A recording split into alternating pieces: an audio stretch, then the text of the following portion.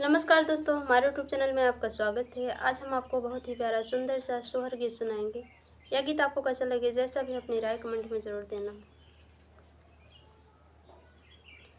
रिम की झिमी की दवा बरसत मोतिया वो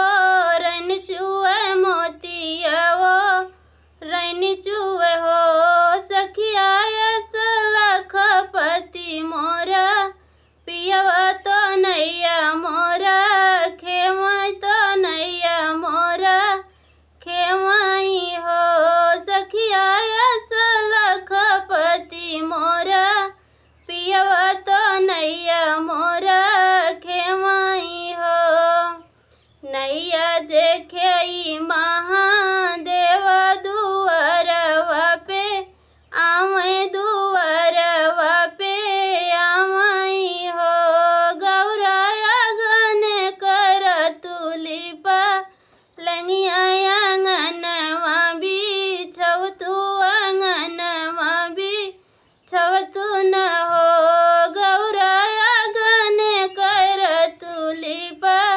लंगिया आंगनवा भी छव तू न हो। इतनी बचन सुने गौरा तो शिवजी से बोलाई शिवजी से बोलाई हो शिवजी सोनमा कया है मोरा नैहर रूपवा के वड़ी लगई रूपवा के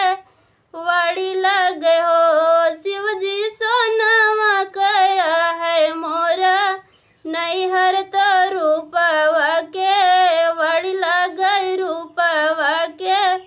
वड़ी लगे हो शिवजी सात बीरन कैबा हिनिया से जरिया कैसे आई से जरिया कैसे आई नी हो शिवजी सात बीरन कैबा हिनिया से जरिया कैसे आई से जरिया कैसे दासिनी हो दास के होई गौरा दासो तो हमारे का हेने से हो गौरा बनवा में हम चला जब जोगिया बनी जैब लवटी नहीं अबई हो गौरा बनवा में हम चला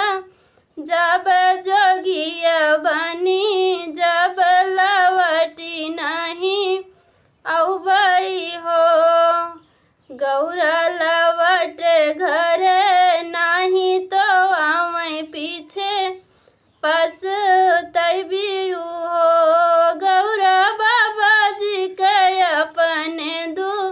लारी तो मैया के पियारी नी हो बाबा अपने ही बाबा के पियारी तो मैया के दुलारी नी हो शिवजी हमारे नैहरे बड़ी शिवजी नैहर के बहुत सुकुमारी से जरिया नहीं औब से जरिया नहीं औबई हो। इतनी बचन सुने शिवजी तो बस हस वर भैल बस हस वर भैल हो बहनी निकाली जे पड़ी गईले बनवा रो